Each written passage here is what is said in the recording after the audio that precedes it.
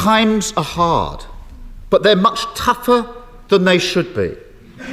As we emerge from the pandemic, find a new place in the world outside the European Union, and transition to a carbon-neutral economy, our country faces great challenges. But at the same time, great opportunities are within our reach. We can rebuild stronger, learning where our society and our services need more resilience. We can do more than just get Brexit done.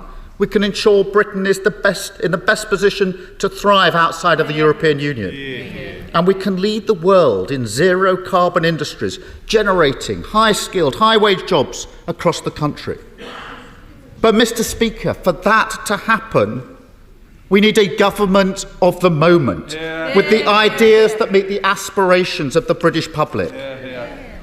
This thin address, bereft of ideas or purpose, without a guiding principle or a roadmap for delivery, shows just how far this government is from that.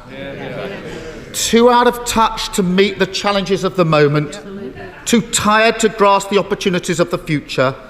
Their time has passed. Mr. Speaker, the first great challenge our country faces is the cost of living crisis. Inflation stands at 7% and rising. Household bills have gone up by hundreds of pounds. The cost of the weekly shop has rocketed, and people are seeing their wages run out much earlier in the month, and the value of their savings fall. I wish I could say that the worst is over. But last Thursday, the Bank of England revised down Britain's growth and revised up inflation. This government's failure to grow the economy over a decade, combined with its inertia in the face of spiralling bills, means that we are staring down the barrel of something we haven't seen in decades, a stagflation crisis. It is a truly shocking legacy of this government. It should humble those on the benches opposite who've ignored the red lights on our economy, even whilst wages were frozen for over a decade, and whose complacency is best summed up by a Prime Minister whose response to the crisis was to make fun of those that were worrying about inflation. A government of the moment would use the great powers that it has to tackle this head on. Bring forward an emergency budget with a windfall tax for oil and gas producers, which would raise billions.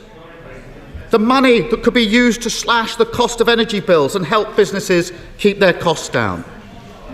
Even the bosses at BP don't agree when the Prime Minister says it would deter investment. It's a common sense solution.